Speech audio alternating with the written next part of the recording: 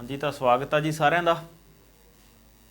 ਅੱਜ ਦੇ ਇਸ ਲੈਕਚਰ ਦੇ ਵਿੱਚ ਅਸੀਂ ਸ਼ੁਰੂ ਕਰਨ ਜਾ ਰਹੇ ਹਾਂ ਥਿਊਰੀਜ਼ ਆਫ ਇੰਟੈਲੀਜੈਂਸ। ਕੱਲ ਦੇ ਲੈਕਚਰ ਦੇ ਵਿੱਚ ਅਸੀਂ ਇਹ ਸਮਝਿਆ ਕਿ ਬੁੱਧੀ ਹੈ ਕੀ, ਇੰਟੈਲੀਜੈਂਸ ਕੀ ਆ। ਤਾਂ ਉਸ ਲੈਕਚਰ 'ਚ ਜੋ ਅਸੀਂ ਕਨਕਲੂਡ ਕੀਤਾ ਕਿ ਜੀ ਬੁੱਧੀ ਤੁਹਾਡੀ ਨਵੀਂ ਚੀਜ਼ ਨੂੰ ਸਿੱਖਣ ਦੀ ਯੋਗਤਾ ਹੈ। ਨਵੇਂ ਹਾਲਾਤਾਂ ਦੇ ਵਿੱਚ ਤੁਸੀਂ किस तरीके नाल एडजस्ट करते हो, समायोजन बुद्धि वो है।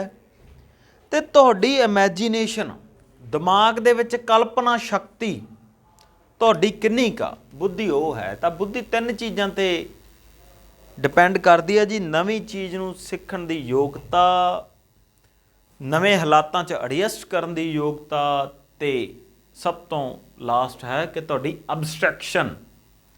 ਤਾਂ ਬੁੱਧੀ ਇਹਨਾਂ ਤਿੰਨ ਚੀਜ਼ਾਂ ਨਾਲ ਡੀਲ ਕਰਦੇ ਆ। ਫਿਰ ਅਸੀਂ ਕੱਲ੍ਹ ਦੀ ਕਲਾਸ 'ਚ ਦੇਖਿਆ ਸੀ ਕਿ ਜੇ ਤੁਸੀਂ 50 ਜਣੇ ਦੀ ਕਲਾਸ ਨੂੰ ਪੜ੍ਹਾਉਣ ਜਾ ਰਹੇ ਹੋ ਤਾਂ ਸਭ ਤੋਂ ਪਹਿਲਾਂ ਤੁਹਾਡੇ ਲਈ ਇਹ ਜ਼ਰੂਰੀ ਆ ਕਿ ਤੁਸੀਂ ਉਹਨਾਂ ਦੀ ਬੁੱਧੀ ਚੈੱਕ ਕਰੋ ਕਿ ਮੇਰੀ ਕਲਾਸ ਜਿਹਨਾਂ ਨੂੰ ਮੈਂ ਪੜ੍ਹਾਉਣ ਜਾ ਰਿਹਾ ਉਹਨਾਂ ਦਾ ਜਿਹੜਾ ਇੰਟੈਲੀਜੈਂਸ ਲੈਵਲ ਕੀ ਆ, ਕਿਹੜੇ ਸਕੋਰ ਨਾਲ ਉਹ ਬਿਲੋਂਗ ਕਰਦੇ ਨੇ ਬੱਚੇ।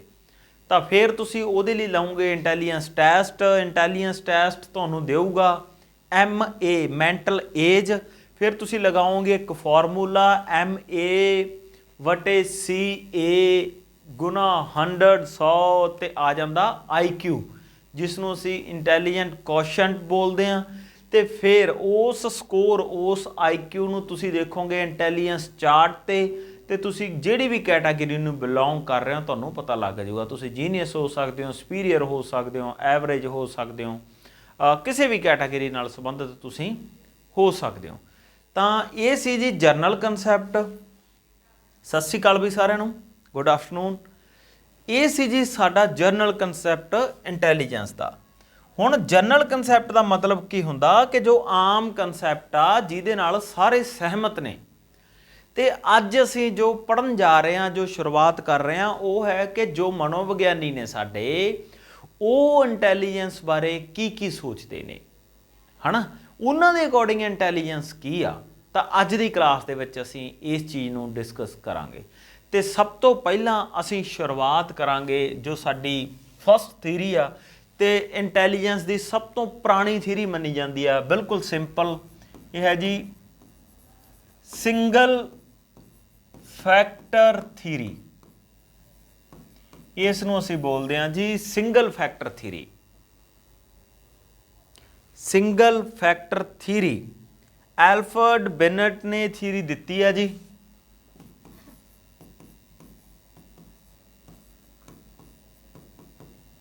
ਐਲਫਰਡ ਬਿਨਟ ਨੇ ਇਹ ਸਿੰਗਲ ਫੈਕਟਰ ਥਿਊਰੀ ਦਿੱਤੀ ਹੈ ਜੀ।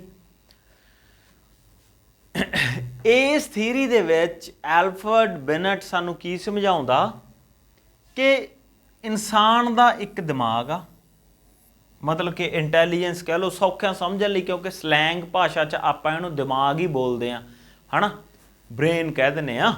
तां एक दिमाग आ, उहदे च इक्को ही फैक्टर आ जिहनूं असीं कहने आ जरनल फैक्टर। जरनल फैक्टर सधारण पक्ष इक्को ही फैक्टर आ जिसनूं असीं बोलते हैं जरनल फैक्टर। तां एल्फर्ड बिनट कहंदा कि इंसान भावें किन्नियां भी तरह दीआं गतिविधियां एक्टिविटीज़ प्रक्रियावां करदा, वो नवीआं चीज़ां नूं सिखदा, वो नवीआं जगहां ते एडजस्ट करदा, ਉਹਦੀ इमैजीनेशन आ।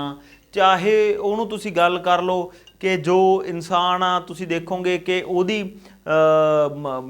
इंटरपर्सनल इंटैलीजेंस आ, इंट्रापर्सनल इंटैलीजेंस आ, विजुअल इंटैलीजेंस आ, लैंगुएज नूं लैके ਉਹਦੀ इंटैलीजेंस आ वगैरह वगैरह। ਉਹ ਸਭ ਕੁਛ ਆਮ ਅਤੇ ਸਧਾਰਨ ਜਾਂ ਖਾਸ ਗਤੀਵਿਧੀਆਂ ਨੇ ਜਿਹੜੀਆਂ, ਉਹ ਸਭ ਦਾ ਸਭ ਕੁਛ ਇਨਸਾਨ ਇੱਕੋ ਦਿਮਾਗ ਦੇ ਇੱਕੋ ਫੈਕਟਰ ਨਾਲ ਕਰਦਾ, ਜਿਸ ਨੂੰ ਅਸੀਂ ਬੋਲਦੇ ਹਾਂ ਜਰਨਲ ਫੈਕਟਰ। ਇਸ ਚੀਜ਼ ਨੂੰ ਸਮਝਣ ਲਈ ਤੁਸੀਂ ਥੋੜ੍ਹਾ ਜਿਹਾ ਜੇ ਆਪਾਂ ਬਾਕੀ ਥਿਊਰੀਜ਼ ਦੀ ਗੱਲ ਕਰਾਂਗੇ ਇਹਦੇ ਨਾਲ ਤਾਂ ਤੁਸੀਂ ਆਸਾਨੀ ਨਾਲ ਸਮਝ ਸਕੋਗੇ। ਜਿਵੇਂ ਕਿ ਨੈਕਸਟ ਥਿਊਰੀ ਅਸੀਂ ਪੜ੍ਹਨੀ ਆ ਉਹ 2 ਫੈਕਟਰ ਥਿਊਰੀ ਆ। ਉਹ ਕੀ ਕਹਿੰਦਾ ਕਿ ਇਨਸਾਨ ਦੇ ਵਿੱਚ G ਤੇ S ਫੈਕਟਰ ਆ। ਸਪੀਅਰਮੈਨ ਇਹ ਗੱਲ ਕਹਿੰਦਾ। G ਉਹ ਕਹਿੰਦੇ ਜਿਹੜੀਆਂ ਆਮ ਗਤੀਵਿਧੀਆਂ ਨੇ ਉਹਨਾਂ ਨਾਲ ਜਿਹੜੀ ਸਾਡੀ ਬੁੱਧੀ ਰਿਲੇਟ ਕਰਦੀ ਹੈ ਜਾਂ ਸੰਬੰਧਿਤ ਹੁੰਦੀ ਹੈ ਉਹ G ਫੈਕਟਰ ਹੁੰਦੀ ਹੈ। ਜਿਹੜੀਆਂ ਖਾਸ ਗਤੀਵਿਧੀਆਂ ਦੇ ਵਿੱਚ ਬੁੱਧੀ ਵਰਤੀ ਜਾਂਦੀ ਹੈ ਉਹਨੂੰ ਅਸੀਂ S ਫੈਕਟਰ ਕਹਿੰਦੇ ਹਾਂ। ਫਿਰ ਅਸੀਂ ਥਰਸਟਨ ਦੀ ਗੱਲ ਕਰਦੇ ਹਾਂ।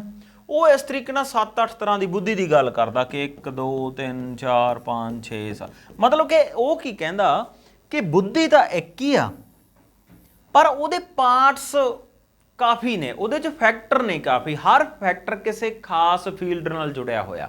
ਜਿਵੇਂ ਕਿ ਲੈਂਗੁਏਜ ਇੰਟੈਲੀਜੈਂਸ, ਮਤਲਬ ਕਿ ਉਹਦੇ ਤੁਹਾਨੂੰ ਭਾਸ਼ਾ ਦਾ ਗਿਆਨ, ਇੱਕ ਬੁੱਧੀ ਤੁਹਾਡੀ ਭਾਸ਼ਾ ਦੇ ਗਿਆਨ ਨਾਲ ਸੰਬੰਧਿਤ ਆ। ਜਿਵੇਂ ਕਿ ਵਿਜ਼ੂਅਲ ਇੰਟੈਲੀਜੈਂਸ, ਇੱਕ ਬੁੱਧੀ ਤੁਹਾਡੇ ਨਜ਼ਰੀਏ, ਤੁਹਾਡੀ ਸਪੇਸ ਨੂੰ ਦੇਖਣ ਨਾਲ ਸੰਬੰਧਿਤ ਆ, ਵਗੈਰਾ ਵਗੈਰਾ।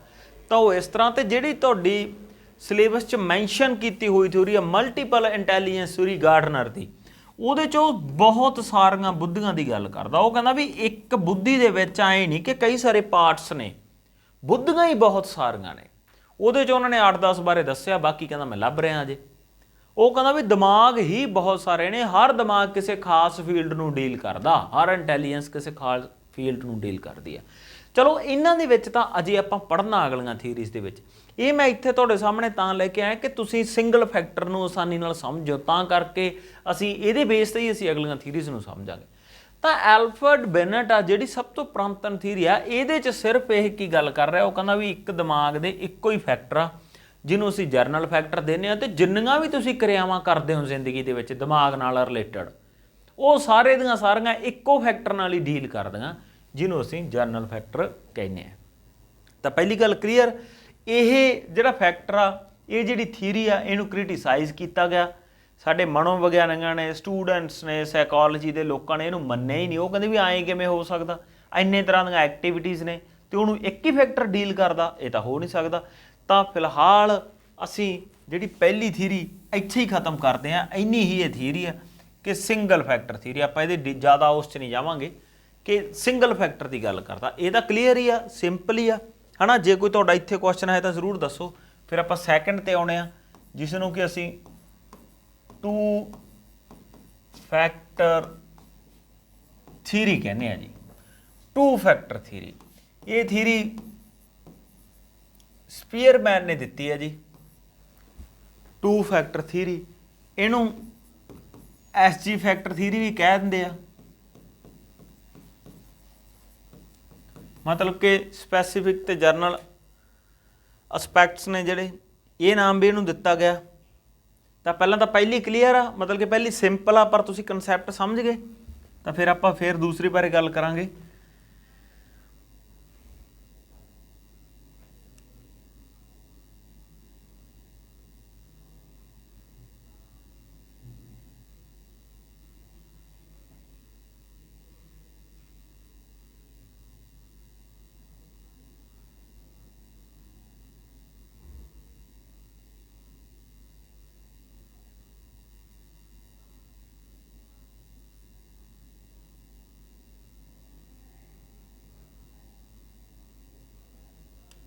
ਹਾਂਜੀ ਵੀ ਦੱਸੋ।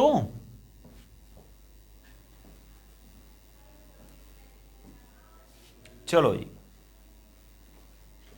ਤਾਂ ਹੁਣ ਅਸੀਂ ਅੱਗੇ ਗੱਲ ਕਰਦੇ ਹਾਂ ਜੀ 2 ਫੈਕਟਰ ਥੀਰੀ ਦੀ। ਸਪੀਅਰਮੈਨ ਨੇ ਪਹਿਲੀ ਥਿਊਰੀ ਨੂੰ ਰਿਜੈਕਟ ਕੀਤਾ ਜਾਂ ਕ੍ਰਿਟੀਸਾਈਜ਼ ਕੀਤਾ। ਤਾਂ ਇਹ ਕਹਿੰਦਾ ਵੀ ਇਨਸਾਨ ਦਾ ਦਿਮਾਗ ਆ ਜਿਹੜਾ ਨਾ, ਉਹਦੇ 'ਚ 2 ਫੈਕਟਰ ਕੰਮ ਕਰਦੇ ਨੇ। ਇੱਕ G ਫੈਕਟਰ ਆ ਜੀ, G ਮੀਨਸ ਜਨਰਲ ਫੈਕਟਰ, ਮਤਲਬ ਕਿ ਜੋ ਬਿਨਟ ਨੇ ਕਿਹਾ ਸੀ ਇਹਨੇ ਉਸੇ ਗੱਲ ਨੂੰ ਮੰਨਿਆ। ਪਰ ਇੱਕ S ਫੈਕਟਰ ਆ ਜੀ, S ਮੀਨਸ ਸਪੈਸੀਫਿਕ ਫੈਕਟਰ, ਜੋ ਖਾਸ ਆ ਜੀ। ਇੱਕ ਜਰਨਲ ਆ ਜੀ, ਇੱਕ ਸਪੈਸੀਫਿਕ ਆ ਜੀ। ਠੀਕ ਹੈ ਜੀ। ਤਾਂ 2 ਫੈਕਟਰਸ ਨੇ। ਤਾਂ ਇਹਨਾਂ ਨੂੰ ਹੁਣ ਆਪਾਂ ਸਮਝਣਾ ਕਿ G ਫੈਕਟਰ ਨੂੰ ਸਪੀਅਰਮੈਨ ਕੀ ਮਤਲਬ ਆ ਉਹਦਾ, ਤੇ S ਫੈਕਟਰ ਤੋਂ ਕੀ ਮਤਲਬ ਹੈ। ਚਲੋ ਜੀ, ਤਾਂ ਇਸ ਤਰੀਕੇ ਨਾਲ ਤੁਸੀਂ ਇੱਕ ਪਾਸੇ ਜਨਰਲ ਫੈਕਟਰ ਲਿਖ ਲੈਣਾ ਜੀ, ਤੇ ਇੱਕ ਪਾਸੇ ਤੁਸੀਂ ਸਪੈਸੀਫਿਕ ਫੈਕਟਰ ਲਿਖ ਲੈਣਾ ਜੀ। ਇਹਦੇ ਨਾਲ ਤੁਹਾਨੂੰ ਸਮਝ ਆ ਜਾਊਗੀ। ਜੇ ਆਪਾਂ ਪਹਿਲਾਂ ਹੋਲ ਟੂ ਪਾਰਟ ਵਾਲੇ ਕਨਸੈਪਟ ਦੇ ਤਹਿਤ ਇਸ ਥੀਰੀ ਨੂੰ ਪੜ੍ਹਦੇ ਹਾਂ, ਤਾਂ ਸਿੰਪਲ ਜੀ ਗੱਲ ਆ ਕਿ ਸਪੀਅਰਮੈਨ ਇਸ ਥੀਰੀ ਦੇ ਵਿੱਚ ਕੀ ਕਹਿੰਦਾ ਕਿ ਜਿਹੜੀਆਂ ਤਾਂ ਹੈਗੀਆਂ ਆਮ ਕਿਰਿਆਵਾਂ, ਉਹ ਤਾਂ ਹੁੰਦੀਆਂ G ਫੈਕਟਰ ਨਾਲ, ਤੇ ਜਿਹੜੀਆਂ ਹੈਗੀਆਂ ਖਾਸ ਕਿਰਿਆਵਾਂ, ਇਨਸਾਨ ਕੁਝ ਖਾਸ ਕਰਦਾ, ਜਿਵੇਂ ਕਿ ਉਹਦਾ ਗਾਇਕ ਹੋਣਾ, ਜਿਵੇਂ ਕਿ ਉਹਦਾ ਖਿਡਾਰੀ ਹੋਣਾ, ਉਹ ਹੈਗੀਆਂ S ਫੈਕਟਰ ਨਾਲ ਸੰਬੰਧਿਤ। पर ਇੱਥੇ ਉਹ ਕੀ ਕਹਿੰਦਾ ਕਿ ਜਿਹੜਾ ਜੀ ਫੈਕਟਰ ਆ ਨਾ ਉਹ ਖਾਸ ਕਿਰਿਆਵਾਂ ਦੇ ਵਿੱਚ ਵੀ ਆਪਦੀ ਭੂਮਿਕਾ ਜ਼ਰੂਰ ਨਿਭਾਉਂਦਾ। ਮਤਲਬ ਕਿ ਜੀ ਫੈਕਟਰ ਤਾਂ ਹਰ ਐਕਟੀਵਿਟੀ ਦੇ ਵਿੱਚ ਹੀ ਹੋਊਗਾ। ਜਦੋਂ ਐਸ ਨਾਲ ਆ ਗਿਆ ਤਾਂ ਉਹ ਐਕਟੀਵਿਟੀ ਖਾਸ ਹੋ ਜੂਗੀ। ਨਾਲ ਇਹ ਗੱਲ ਕਹਿੰਦਾ ਕਿ ਜੀ ਫੈਕਟਰ ਆ ਜਿਹੜਾ ਜਾਂ ਐਸ ਫੈਕਟਰ ਆ, ਕਿਸੇ ਵੀ ਇਨਸਾਨ ਦੇ ਵਿੱਚ ਐਸ ਫੈਕਟਰ ਇੱਕ ਤੋਂ ਜ਼ਿਆਦਾ ਹੋ ਸਕਦੇ ਨੇ। ਉਹਨੂੰ ਆਪਾਂ ਐਕਸਪਲੇਨ ਕਰਾਂਗੇ ਕਿ ਕਿਵੇਂ ਹੋ ਸਕਦੇ ਨੇ। ਠੀਕ ਹੈ ਜੀ। ਐਸ ਫੈਕਟਰ ਨੂੰ ਇੰਪਰੂਵ ਕੀਤਾ ਜਾ ਸਕਦਾ ਜਦੋਂ ਕਿ ਜੀ ਫੈਕਟਰ ਨੂੰ ਨਹੀਂ ਕੀਤਾ ਜਾ ਸਕਦਾ। ਤਾਂ ਚਲੋ ਜੀ ਆਪਾਂ ਕਰੀਏ ਗੱਲ। ਤਾਂ ਆਪਾਂ ਇੱਥੋਂ ਸ਼ੁਰੂਆਤ ਕਰਨ ਲੱਗਦੇ ਹਾਂ, ਫਿਰ ਆਪਾਂ ਨੂੰ ਸਿੰਗਲ ਇੱਕ ਬਾਏ ਇੱਕ ਜਦੋਂ ਆਪਾਂ ਚੱਲਾਂਗੇ ਤਾਂ ਸਾਨੂੰ ਇਹਦੇ ਫਰਕ ਸਮਝ ਆਉਣਗੇ। ਜਿਵੇਂ ਕਿ ਫਸਟ ਆ ਜੀ ਜਰਨਲ ਫੈਕਟਰ ਆ ਜੋ ਇਹ ਯੂਨੀਵਰਸਲ ਐਬਿਲਿਟੀ ਆ ਜੀ। ਯੂਨੀਵਰਸਲ ਐਬਿਲਿਟੀ ਮਤਲਬ ਕਿ ਜਰਨਲ ਫੈਕਟਰ ਆ ਨਾ ਜਿਹੜਾ ਉਹ ਹਰ ਐਕਟੀਵਿਟੀ ਦੇ ਵਿੱਚ ਹੀ ਕੰਮ ਕਰਦਾ। ਯੂਨੀਵਰਸਲ ਆ, ਹਰ ਜਗ੍ਹਾ ਮੌਜੂਦ ਆ, ਉਹ ਹਰ ਐਕਟੀਵਿਟੀ ਦੇ ਵਿੱਚ ਹੀ ਕੰਮ ਕਰਦਾ ਜਰਨਲ ਫੈਕਟਰ ਆ ਜਿਹੜਾ। ਇਹਦੇ ਅਗੇਂਸਟ ਜਿਹੜਾ ਸਪੈਸੀਫਿਕ ਫੈਕਟਰ ਆ ਇਹ ਸਪੈਸ਼ਲ ਫੈਕਟਰ ਆ ਜੀ। ਇੱਥੇ ਤੁਸੀਂ ਆਪਦੀ ਭਾਸ਼ਾ 'ਚ ਲਿਖ ਸਕਦੇ ਹੋ ਜਾਂ ਸਪੈਸ਼ਲ ਐਬਿਲਿਟੀ ਆ, ਸੌਰੀ ਕੀ ਆ ਕਿ ਜਿਹੜਾ ਜਰਨਲ ਫੈਕਟਰ ਆ ਜਾਂ ਜਰਨਲ ਜੀ ਫੈਕਟਰ ਆ ਜੋ ਉਹ ਆਮ ਕਿਰਿਆਵਾਂ ਦੇ ਵਿੱਚ ਕੰਮ ਆਉਣ ਵਾਲਾ, ਜਿਹੜੀ ਆਉਂਦਾ ਹਰ ਕਿਰਿਆ 'ਚ ਹੀ ਕੰਮ ਆ, ਪਰ ਆਮ ਕਿਰਿਆਵਾਂ ਦੇ ਵਿੱਚ। ਤਾਂ ਜਿੱਥੇ ਐਸ ਫੈਕਟਰ ਆ ਜਾਂਦਾ ਉਹ ਸਪੈਸ਼ਲ ਐਕਟੀਵਿਟੀ ਆ ਜੀ। ਜਿਵੇਂ ਕਿ ਗਾਉਣਾ ਹੋ ਸਕਦਾ, ਕਿਸੇ ਪੇਂਟਿੰਗ ਹੋ ਸਕਦਾ, ਤੁਹਾਡੀ ਕਮੇਡੀ ਹੋ ਸਕਦਾ, ਤੁਹਾਡਾ ਐਕਟਿੰਗ ਹੋ ਸਕਦਾ, ਉਹ ਸਾਰਾ ਐਸ ਫੈਕਟਰ ਆ। ਖਾਸ ਕਿਰਿਆਵਾਂ ਦੇ ਵਿੱਚ ਕੰਮ ਆਉਂਦਾ ਸਪੈਸੀਫਿਕ ਫੈਕਟਰ। ਜਿਹੜਾ ਜੀ ਫੈਕਟਰ ਆ ਜੀ ਇਹ ਇਨਬੋਰਨ ਐਬਿਲਿਟੀ ਆ ਜੀ। ਮਤਲਬ ਕਿ ਜਦੋਂ ਤੁਹਾਡਾ ਜਨਮ ਹੋਇਆ ਹੈਰੀਡਿਟੀਕਲੀ ਤੁਹਾਡੇ ਨਾਲ ਹੀ ਆਉਂਦਾ ਜੀ ਫੈਕਟਰ। ਇਹਨੂੰ ਤੁਸੀਂ ਵਧਾ ਘਟਾ ਨਹੀਂ ਸਕਦੇ। ਇਨਬੋਰਨ ਐਬਿਲਿਟੀ ਹੈ ਇਹ। ਜੀ ਫੈਕਟਰ ਤੁਹਾਡੇ ਨਾਲ ਹੀ ਆਉਂਦਾ। ਇਹ ਪੂਰੇ ਤਰੀਕੇ ਨਾਲ ਹੈਰੀਡਿਟੀ ਬੇਸਡ ਆ ਜੀ।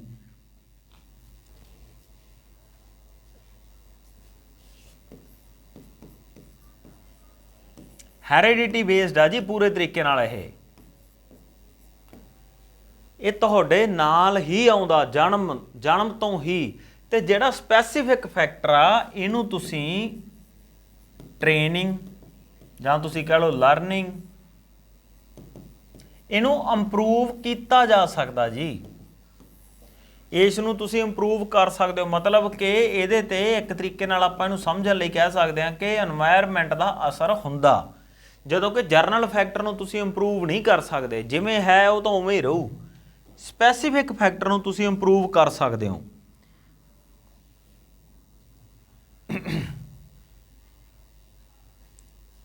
ਇਹਨੂੰ ਸਿੰਪਲ ਭਾਸ਼ਾ 'ਚ ਕਹਿ ਸਕਦੇ ਹਾਂ ਕਿ ਜਰਨਲ ਫੈਕਟਰ ਤਾਂ ਸਥਿਰ ਹੁੰਦਾ, ਸਟੇਬਲ ਹੁੰਦਾ, ਇੱਕ ਜਗ੍ਹਾ ਤੇ ਰੁਕਿਆ ਹੋਇਆ। ਇਹ ਮੂਵੇਬਲ ਹੁੰਦਾ। ਇਹਦੇ 'ਚ ਤੁਸੀਂ ਪ੍ਰੋਗਰੈਸਿਵ ਇੰਪਰੂਵਮੈਂਟ ਡਿਵੈਲਪਮੈਂਟ ਕਰ ਸਕਦੇ ਹੋਗੇ।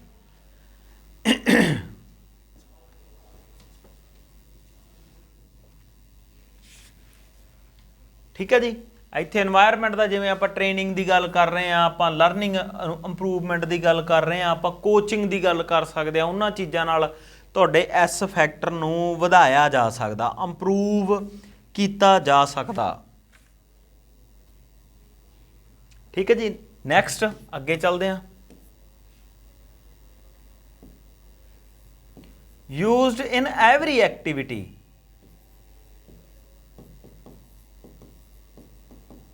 ਜੋ ਜੀ ਫੈਕਟਰ ਆ ਉਹ ਤੁਸੀਂ ਹਰ ਐਕਟੀਵਿਟੀ ਦੇ ਵਿੱਚ ਤੁਸੀਂ ਉਹਨੂੰ ਯੂਜ਼ ਕਰ ਸਕਦੇ ਹੋ। ਮੰਨ ਲਓ ਵੀ ਇੱਕ ਸਿੰਗਰ ਗਾ ਰਿਹਾ, ਗਾਉਣ ਦਾ ਮਤਲਬ ਕੀ ਆ ਕਿ ਇੱਥੇ ਉਹਦਾ ਸਪੈਸੀਫਿਕ ਫੈਕਟਰ ਕੰਮ ਕਰ ਰਿਹਾ ਦਿਮਾਗ ਦਾ, ਪਰ ਇਹਦਾ ਮਤਲਬ ਇਹ ਨਹੀਂ ਕਿ ਉਹ ਜੀ ਫੈਕਟਰ ਨਹੀਂ ਉੱਥੇ ਚੱਲ ਰਿਹਾ। ਜੀ ਫੈਕਟਰ ਤਾਂ ਹਰ ਐਕਟੀਵਿਟੀ ਦੇ ਵਿੱਚ ਹੀ ਪਾਰਟਿਸਿਪੇਟ ਕਰਦਾ ਜਾਂ ਹਰ ਐਕਟੀਵਿਟੀ ਦੇ ਵਿੱਚ ਹੀ ਹੁੰਦਾ। ਐਸ ਫੈਕਟਰ ਆ ਜਿਹੜਾ ਇਹ ਸਪੈਸ਼ਲ ਐਕਟੀਵਿਟੀਜ਼ 'ਚ ਹੁੰਦਾ। ਐਸ ਫੈਕਟਰ ਹਰ 'ਚ ਨਹੀਂ ਹੁੰਦਾ। ਇਹ ਜਿੱਥੇ ਹੁੰਦਾ ਉਹ ਖਾਸ ਐਕਟੀਵਿਟੀ ਹੁੰਦੀ ਹੈ। ਜੀ ਫੈਕਟਰ ਹਰ ਜਗ੍ਹਾ ਹੁੰਦਾ।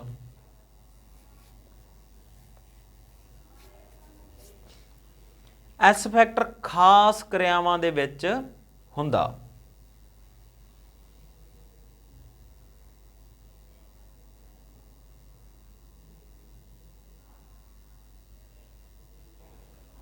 ਅੱਗੇ ਚੱਲਦੇ ਹਾਂ ਜੀ।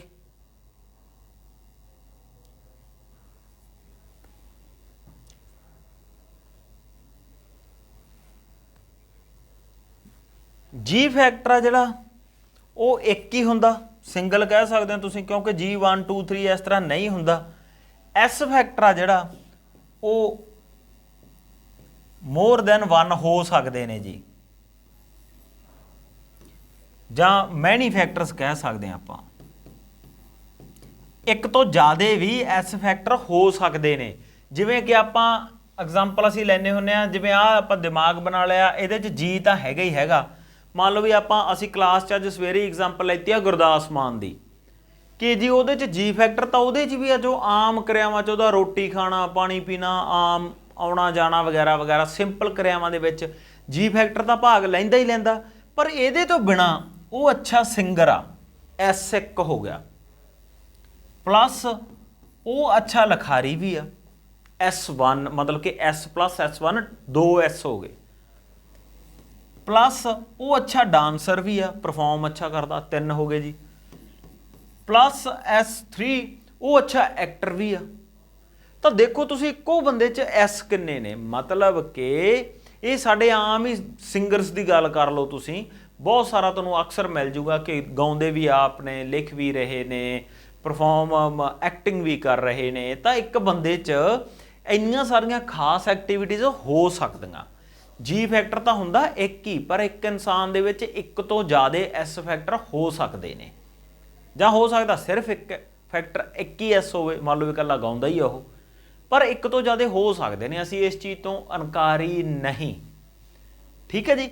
ਤਾਂ ਮੋਰ ਦੈਨ 1 ਜਾਂ ਮੈਨੀ ਫੈਕਟਰਸ ਜਿਹੜੇ ਹੈਗੇ ਐਸ ਫੈਕਟਰ ਉਹ ਹੋ ਸਕਦੇ ਨੇ ਜੀ।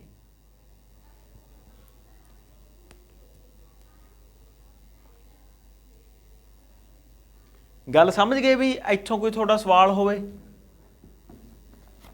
ਇਹਦੇ ਤੋਂ ਬਿਨਾਂ ਤੁਸੀਂ 1-2 ਪੁਆਇੰਟਸ ਹੋਰ ਲਿਖ ਸਕਦੇ ਹੋ, ਜਿਵੇਂ ਕਿ ਜਰਨਲ ਫੈਕਟਰ ਆ, ਇਹਨੂੰ ਤੁਸੀਂ ਲਿਖੋ ਕਿ ਇਹ ਤੁਹਾਡੀ ਸਕਸੈਸ ਲਈ ਜ਼ਿੰਮੇਦਾਰ ਆ। ਜੇ ਤੁਸੀਂ ਮੰਨ ਲਓ ਵੀ ਉਹਦੇ ਐਸ ਦੇ ਵਿੱਚੋਂ ਜਰਨਲ ਕੱਢ ਦਿਓਗੇ ਤਾਂ ਫਿਰ ਉਹ ਤੁਹਾਡੀ ਐਸ ਵੀ ਕੰਮ ਦੀ ਨਹੀਂ ਰਹੂਗੀ। ਜਰਨਲ ਦਾ ਹੋਣਾ ਜ਼ਰੂਰੀ ਹੈ, ਤਾਂ ਕਰਕੇ ਤੁਹਾਡੀ ਹਰ ਸਕਸੈਸ ਲਈ ਜੀ ਫੈਕਟਰ ਰਿਸਪੌਂਸੀਬਲ ਹੈਗਾ, ਸਿਰਫ ਇਕੱਲੇ ਐਸ ਨਾਲ ਨਹੀਂ ਕੰਮ ਚੱਲਦਾ। ਜੀ ਫੈਕਟਰ ਹੈਗਾ ਰਿਸਪੌਂਸੀਬਲ, ਭਾਵੇਂ ਕਿ ਤੁਸੀਂ ਉਹਨੂੰ ਸਿੱਖ ਨਹੀਂ ਸਕਦੇ, ਉਹਨੂੰ ਇੰਪਰੂਵ ਨਹੀਂ ਕਰ ਸਕਦੇ, ਸਪੈਸੀਫਿਕ ਫੈਕਟਰ ਨੂੰ ਤੁਸੀਂ ਇੰਪਰੂਵ ਕਰ ਸਕਦੇ ਹੋ, ਸਿੱਖ ਸਕਦੇ ਹੋ, ਠੀਕ ਹੈ ਜੀ। ਤਾਂ ਇਹਨਾਂ ਦੋਨਾਂ ਦੇ ਵਿੱਚ ਮੇਜਰ ਡਿਫਰੈਂਸਿਸ ਨੇ। ਇੱਥੇ ਜੇ ਤੁਹਾਡਾ ਕੋਈ ਕੁਐਸਚਨ, ਕੋਈ ਸਵਾਲ ਹੈ ਜਾਂ ਤੁਹਾਨੂੰ ਕਲੀਅਰ ਆ ਤਾਂ ਤੁਸੀਂ ਦੱਸੋ, ਫਿਰ ਆਪਾਂ ਅੱਗੇ ਚੱਲੀਏ।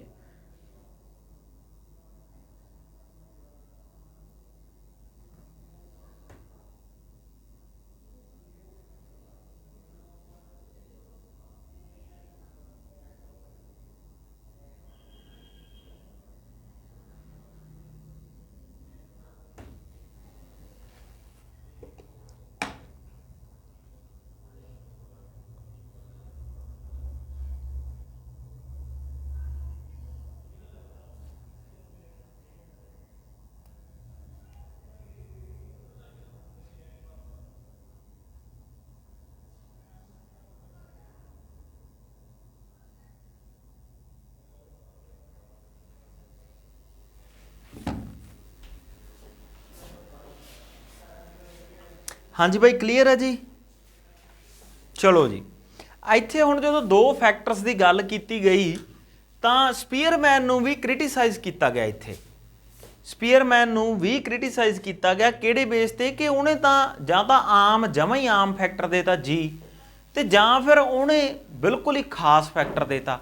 ਮਤਲਬ ਕਿ ਜਾਂ ਤਾਂ ਕੋਈ ਗੁਰਦਾਸ ਮਾਨ ਹੀ ਬਣੂਗਾ ਤੇ ਜਾਂ ਫਿਰ ਕੋਈ ਗਾਣਾ ਹੀ ਨਹੀਂ ਗਾਊਗਾ। ਉਹ ਤਾਂ ਇਹ ਗੱਲ ਹੋ ਗਈ। ਤਾਂ ਜਦੋਂ ਸਪੀਅਰਮੈਨ ਨੂੰ ਉਹ ਕਹਿੰਦੇ ਵੀ ਜਾਂ ਤਾਂ ਬਿਲਕੁਲ ਟੌਪ ਕਲਾਸ ਵੀ ਉਹਦੇ ਕੋਲੇ ਖਾਸ ਐਬਿਲਿਟੀ ਹੈਗੀ ਆ, ਤੇ ਜਾਂ ਫਿਰ ਜਮਾਂ ਹੀ ਨਹੀਂ ਹੈਗੀ। ਪਰ ਬਹੁਤ ਸਾਰੇ ਲੋਕ ਐਸੇ ਨਹੀਂ, ਉਹਨਾਂ ਕੋਲੇ ਵਿੱਚ ਵਿਚਾਲੇ ਵੀ ਕੁਛ ਲੋਕ ਹੁੰਦੇ ਨੇ ਜਿਹੜੇ ਪੂਰੇ ਤਰੀਕੇ ਨਾਲ ਬਹੁਤ ਖਾਸ ਐਕਟੀਵਿਟੀ ਦੇ ਵਿੱਚ ਪਰਫਾਰਮ ਨਹੀਂ ਕਰ ਪਾਉਂਦੇ, ਪਰ ਠੀਕ ਠਾਕ ਕਰ ਲੈਂਦੇ ਨੇ। ਤਾਂ ਜਦੋਂ ਇਹ ਕ੍ਰਿਟੀਸਾਈਜ਼ ਕੀਤਾ ਗਿਆ ਤਾਂ ਸਪੀਅਰਮੈਨ ਨੇ ਇੱਕ 3rd ਫੈਕਟਰ ਅਨਾਉਂਸ ਕੀਤਾ, ਜਿਹਦਾ ਨਾਮ ਹੀ ਉਹਨੇ ਥਰਡ ਫੈਕਟਰ ਰੱਖਿਆ। ਥਰਡ ਫੈਕਟਰ, ਹਾਲਾਂਕਿ ਇਹਦੀ ਥਿਊਰੀ ਦਾ ਨਾਂ 2 ਫੈਕਟਰ ਥਿਊਰੀ ਆ, ਤੇ 2 ਫੈਕਟਰ ਥਿਊਰੀ ਹੀ ਆਊਗੀ ਪੇਪਰ ਦੇ ਵਿੱਚ ਵੀ, ਕੁਐਸਚਨ ਵੀ ਇਸੇ ਪੁਆਇੰਟ ਆਫ ਵਿਊ ਤੋਂ ਹੀ ਆਊਗਾ। ਇਹ ਤੁਹਾਡੀ ਨੌਲੇਜ ਲਈ ਆ ਕਿ ਜਦੋਂ ਸਪੀਅਰਮੈਨ ਨੂੰ ਕ੍ਰਿਟੀਸਾਈਜ਼ ਕੀਤਾ ਗਿਆ ਕਿ ਇਸ ਤਰ੍ਹਾਂ ਤਾਂ ਨਹੀਂ ਹੁੰਦਾ ਕਿ ਜਾਂ ਤਾਂ ਬਿਲਕੁਲ ਹੀ ਬਲੈਕ ਆ ਜਾਂ ਬਿਲਕੁਲ ਹੀ ਵਾਈਟ ਆ, ਗ੍ਰੇ ਸ਼ੇਡ ਵੀ ਤਾਂ ਹੁੰਦਾ, ਤਾਂ ਉਸ ਪੁਆਇੰਟ ਆਫ ਵਿਊ ਤੋਂ ਜਦੋਂ ਅਸੀਂ ਦੇਖਦੇ ਹਾਂ ਤਾਂ ਸਪੀਅਰਮੈਨ ਨੇ ਥਿਊਰੀ ਦੇਣ ਤੋਂ ਬਾਅਦ 'ਚ ਜਦੋਂ ਉਹਦੀ ਆਲੋਚਨਾ ਹੋਈ ਤਾਂ ਉਹਨੇ ਇੱਕ ਹੋਰ ਫੈਕਟਰ ਦਿੱਤਾ ਜਿਸ ਨੂੰ ਅਸੀਂ ਕਹਿੰਦੇ ਹਾਂ ਥਰਡ ਫੈਕਟਰ। ਇਹ ਥਰਡ ਫੈਕਟਰ ਦਾ ਮਤਲਬ ਕੀ ਆ? ਉਹ ਕਹਿੰਦਾ ਵੀ ਦਿਮਾਗ ਦੇ ਵਿੱਚ ਇੱਕ ਥਰਡ, ਤੀਸਰਾ ਫੈਕਟਰ ਵੀ ਹੁੰਦਾ ਜੋ ਨਾ ਪੂਰੇ ਤਰੀਕੇ ਨਾਲ ਐਸ ਹੁੰਦਾ ਤੇ ਨਾ ਹੀ ਪੂਰੇ ਤਰੀਕੇ ਨਾਲ ਜੀ ਹੁੰਦਾ, ਉਹ ਵਿੱਚ ਵਿਚਾਲੜਾ ਹੁੰਦਾ। ਉਹ ਨਾ ਪੂਰੇ ਤਰੀਕੇ ਨਾਲ ਜਨਰਲ ਹੁੰਦਾ, ਨਾ ਪੂਰੇ ਤਰੀਕੇ ਨਾਲ ਉਹ ਸਪੈਸੀਫਿਕ ਹੁੰਦਾ।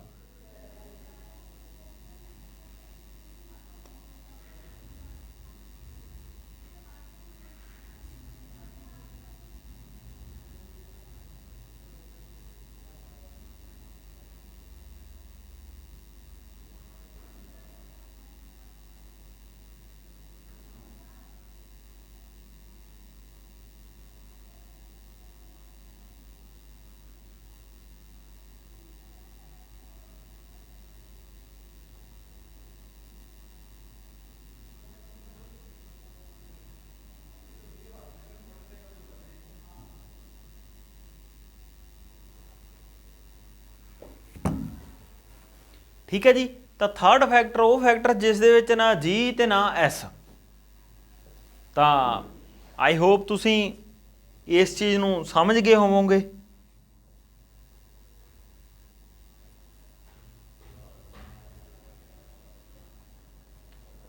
ਠੀਕ ਹੈ ਜੀ। ਤਾਂ ਸਿੰਪਲ ਵੇ 'ਚ ਇਹ ਥਿਊਰੀ ਹੈ ਸਾਡੀ, ਜਿਹਨੂੰ 2 ਫੈਕਟਰ ਥਿਊਰੀ ਕਹਿੰਦੇ ਆ। ਇਹਦੇ 'ਚੋਂ ਕੁਐਸਚਨਸ ਕਿਵੇਂ ਆਉਂਦੇ ਨੇ, ਜਿਵੇਂ ਜੇ ਆਪਾਂ ਅੱਜ ਦੀ ਕਲਾਸ ਦੀ ਗੱਲ ਕਰੀਏ ਤਾਂ ਇੱਕ ਤਾਂ ਸਿੰਪਲ ਹੀ ਆ single factor theory. Alfred Binet ਨੇ ਥਿਊਰੀ ਦਿੱਤੀ ਹੈ, ਸਭ ਤੋਂ ਪੁਰਾਣੀ ਥਿਊਰੀ ਆ। ਇਹਦੇ 'ਚ ਐਲਫਰਡ ਬਿਨਟ ਨੇ ਸਿਰਫ ਸਿੰਗਲ ਫੈਕਟਰ ਦੀ ਗੱਲ ਕੀਤੀ ਹੈ, ਜਿਹਨੂੰ ਉਹ ਡਿਫਾਈਨ ਕਰਤਾ ਜੀ ਫੈਕਟਰ ਦੇ ਨਾਲ, ਕਿ ਇੱਕ ਆਮ ਸਧਾਰਨ ਫੈਕਟਰ ਹੁੰਦਾ ਤੇ ਇਸ ਫੈਕਟਰ ਦੇ ਬੇਸ 'ਤੇ ਹੀ ਦਿਮਾਗ ਸਾਰੀਆਂ ਗਤੀਵਿਧੀਆਂ ਸਭ ਕੁਝ ਕਰਦਾ। ਇਹਨੂੰ ਕ੍ਰਿਟੀਸਾਈਜ਼ ਕੀਤਾ ਗਿਆ ਤੇ ਇਹਦੇ ਅਗੇਂਸਟ ਆਈ 2 ਫੈਕਟਰ ਥਿਊਰੀ ਸਪੀਅਰਮੈਨ ਨੇ ਦਿੱਤੀ। ਜੀ ਤੇ ਐਸ ਦਾ ਮਤਲਬ ਕੀ ਆ, ਇਹ ਕੁਐਸਚਨ ਆਉਂਦਾ ਹੁੰਦਾ। 2 ਫੈਕਟਰ ਥਿਊਰੀ ਕਿਹਨੇ ਦਿੱਤੀ, ਇਹ ਵੀ ਕੁਐਸਚਨ ਆਉਂਦਾ। ਇਹ ਦਿਮਾਗ ਇੱਕ ਦੀ ਹੀ ਗੱਲ ਕਰਦਾ, ਇੱਕ ਦਿਮਾਗ 'ਚ ਹੀ 2 ਫੈਕਟਰਸ ਲੈ ਕੇ ਆਉਂਦਾ ਗਾ। ਠੀਕ ਹੈ ਜੀ, ਇਹ ਕੁਐਸਚਨ ਆ ਜਾਂਦਾ। ਫਿਰ ਜੀ ਤੇ ਐਸ ਦੇ ਵਿੱਚ ਕੰਪੈਰੀਜ਼ਨ ਆ ਜਿਹੜਾ, ਇਸ ਕੰਪੈਰੀਜ਼ਨ ਦੇ ਵਿੱਚੋਂ ਕਈ ਸਾਰੇ ਕੁਐਸਚਨਸ ਆ ਜਾਂਦੇ ਆ। ਤੁਸੀਂ ਕਿਹਨੂੰ ਇੰਪਰੂਵ ਕਰ ਸਕਦੇ ਹੋ, ਡਿਵੈਲਪ ਕਰ ਸਕਦੇ ਹੋ, ਸਪੈਸੀਫਿਕ ਨੂੰ ਕਰ ਸਕਦੇ ਹੋ, ਕਿਸ ਨੂੰ ਨਹੀਂ ਕਰ ਸਕਦੇ, ਜਰਨਲ ਨੂੰ ਨਹੀਂ ਕਰ ਸਕਦੇ। ਜਰਨਲ ਹਰ ਐਕਟੀਵਿਟੀ ਦੇ ਵਿੱਚ ਕੰਮ ਕਰਦਾ, ਸਪੈਸੀਫਿਕ ਖਾਸ ਐਕਟੀਵਿਟੀਜ਼ ਦੇ ਵਿੱਚ ਕੰਮ ਕਰਦਾ ਗਾ। ਜਰਨਲ ਸਟੇਬਲ ਆ, ਜਦੋਂ ਉਹਨੂੰ ਤੁਸੀਂ ਇੰਪਰੂਵ ਹੀ ਨਹੀਂ ਕਰ ਸਕਦੇ ਤਾਂ ਉਹ ਇੱਕ ਸਥਿਰ ਆ ਉਹ, ਜਦੋਂ ਕਿ ਸਪੈਸੀਫਿਕ ਸਥਿਰ ਨਹੀਂ ਹੈ, ਹੈ ਨਾ। ਜਰਨਲ ਸਿੰਗਲ ਫੈਕਟਰ ਹੀ ਰਹਿੰਦਾ ਹਰ ਦਿਮਾਗ ਦੇ ਵਿੱਚ, ਸਪੈਸੀਫਿਕ ਇੱਕ ਤੋਂ ਜ਼ਿਆਦਾ ਫੈਕਟਰ ਹੋ ਸਕਦੇ ਨੇ। ਬਸ ਮੇਨ ਕੁਐਸਚਨ ਤੁਹਾਨੂੰ ਇੱਥੋਂ ਹੀ ਆਉਣਾ। ਜਿਵੇਂ ਆਪਾਂ ਆਹ ਡਾਇਗਰਾਮ ਟਾਈਪ ਥੋੜ੍ਹਾ ਬਣਾ ਕੇ ਦੇਖਿਆ ਕਿ G+S, S+S1, S2, S3, ਇਹਦਾ ਮਤਲਬ ਕੀ ਆ ਕਿ ਇੱਕੋ ਬੰਦੇ ਦੇ ਵਿੱਚ ਬਹੁਤ ਸਾਰੀਆਂ ਖਾਸੀਅਤਾਂ ਨੇ, ਉਹਦੇ 'ਚ ਖਾਸ ਚੀਜ਼ ਹੈ। ਤੇ ਉਸ ਤੋਂ ਬਾਅਦ ਜਦੋਂ ਇਹਨੂੰ ਕ੍ਰਿਟੀਸਾਈਜ਼ ਕੀਤਾ ਕਿ ਇਹਨੇ ਤਾਂ ਬਿਲਕੁਲ ਬਲੈਕ ਜਾਂ ਵਾਈਟ ਵਾਲੀ ਗੱਲ ਕਰਤੀ ਕਿ ਜਾਂ ਤਾਂ ਬੰਦਾ ਕਮਾਲ ਦਾ ਸਿੰਗਰ ਹੋਊ ਜਾਂ ਨਾ ਹੋਊਗਾ ਹੀ ਨਹੀਂ, ਜਾਂ ਤਾਂ ਇਸ ਚੀਜ਼ ਨੂੰ, ਇਸ ਕ੍ਰਿਟੀਸਾਈਜ਼ ਨੂੰ ਰੋਕਣ ਲਈ ਇਹਨੇ ਇੱਕ ਹੋਰ ਫੈਕਟਰ ਦਿੱਤਾ ਜਿਸ ਨੂੰ ਥਰਡ ਫੈਕਟਰ ਹੀ ਨਾਮ ਦਿੱਤਾ। ਉਹ ਕਹਿੰਦਾ ਵੀ ਇੱਕ ਹੋਰ ਫੈਕਟਰ ਵੀ ਹੁੰਦਾ ਦਿਮਾਗ 'ਚ, ਇਹ ਉਹ ਫੈਕਟਰ ਹੁੰਦਾ ਜਿਹੜਾ ਨਾ ਤਾਂ ਪੂਰੇ ਤਰੀਕੇ ਨਾਲ ਜੀ ਹੁੰਦਾ ਤੇ ਨਾ ਪੂਰੇ ਤਰੀਕੇ ਨਾਲ ਐਸ ਹੁੰਦਾ। ਠੀਕ ਹੈ ਜੀ। ਤਾਂ ਚਲੋ ਇਹ ਅੱਜ ਦੀ ਥਿਊਰੀ, ਤਾਂ ਇਹਨੂੰ ਸਮਝੋ, ਦੇਖੋ, ਪਰਖੋ ਤੇ ਪੇਪਰ 'ਚ ਇਹਨੂੰ ਆਪਾਂ ਅੱਛੇ ਤਰੀਕੇ ਨਾਲ ਜਾਣ ਕੇ ਇਹਦੇ ਕੁਐਸਚਨਸ ਨੂੰ ਠੀਕ ਕਰੀਏ।